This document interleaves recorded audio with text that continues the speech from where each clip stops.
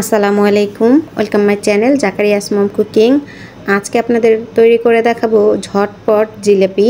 ইফতার আইটেমে যারা জিলেপি খেতে পছন্দ করেন, মাত্র 1 কাপ ময়দা আর 1 চামচ ইনো দিয়ে কিন্তু এই জিলেপিগুলো তৈরি করে নিতে পারেন। চলুন তাহলে দেখে নেওয়া যাক। এজন্য এখানে আমি নিয়ে নিচ্ছি মেজারমেন্ট কাপের 1 কাপ পরিমাণ ময়দা। আপনারা চাইলে আটা দিয়েও তৈরি করে নিতে পারেন। এখন নিয়ে নিচ্ছি 1 চামচ ইনো। পুরো প্যাকেটটা দেওয়া যাবে না, মেপে 1 চামচ নিলেই হবে। এখন ভালোভাবে একটু মিশিয়ে নিচ্ছি।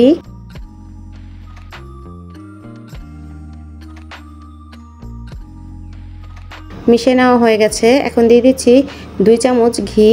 আপনারা চাইলে ঘিয়ের পরিবর্তে এখানে রান্না করার সয়াবিন তেলটাও ব্যবহার করতে পারবেন। এখন হাত দিয়ে ভালোভাবে মিশিয়ে নিচ্ছি।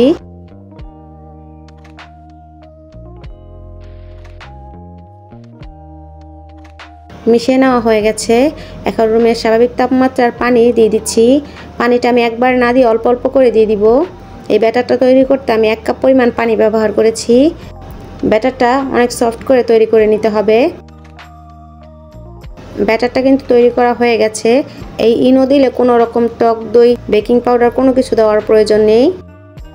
এখন আমি একটি পাইপিং ব্যাগে ভরে নিচ্ছি। আপনারা চাইলে বোতল দিয়েও জিলেপিগুলো তৈরি করে নিতে পারেন।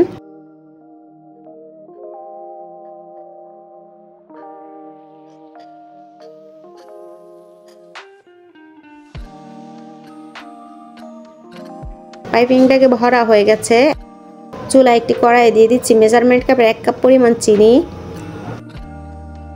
এখন দিয়ে দিচ্ছি মেজারমেন্ট কাপের 1 কাপ পরিমাণ পানি। এখন একটু নেড়ে চেড়ে দিচ্ছি। চিনিটা ভালোভাবে গলে গেলেই হবে। 1 তার বা 2 তারের কোনো শিরা তৈরি করা যাবে না, তাহলে কিন্তু জিলিপির ভিতরে যেই শিরাটা তৈরি করছে সেটা কিন্তু ঢুকতে চাইবে না। এখন দিয়ে দিচ্ছি 1 চামচ লেবুর রস। আবার একটু মিশিয়ে নিচ্ছি। এই লেবুর রসটা দেওয়ার কারণে চিনি শিরাটা আবার চিনিতে পরিণত হবে না। এখন দিয়ে দিচ্ছি 1 ফোঁটা ইয়েলো ফুড কালার। এটা পুরোপুরি অপশনাল, চাইলে দিতে পারেন আর না চাইলে স্কিপ করতে পারেন। মিশিয়ে নেওয়া হয়ে গেলে এখন নামিয়ে নিব। এখন জিলিপিগুলো তৈরি করে নিব। হাত দিয়ে ঘুরিয়ে ঘুরিয়ে এভাবে আমি জিলিপি তৈরি করে নিচ্ছি। আর চুলার আঁচটা পর্যায়ে মিডিয়াম টু লো থাকবে। জিলিপিগুলো দেওয়ার সাথে সাথে কিন্তু ফুলে উঠছে। একটু সময় নিয়ে ধৈর্য সহকারে জিলিপিগুলো তৈরি করে নিতে হবে। আপনি ভাজার সময় যদি ক্রিস্পি করে না ভাজতে পারেন, তাহলে কিন্তু জিলিপিগুলো শিরায় দেওয়ার সাথে সাথে কিন্তু নেতিয়ে যাবে। তাই ভাজার সময় অবশ্যই ক্রিস্পি করে ভেজে নিতে হবে। হয়ে গেলে এখন উল্টে দিচ্ছি।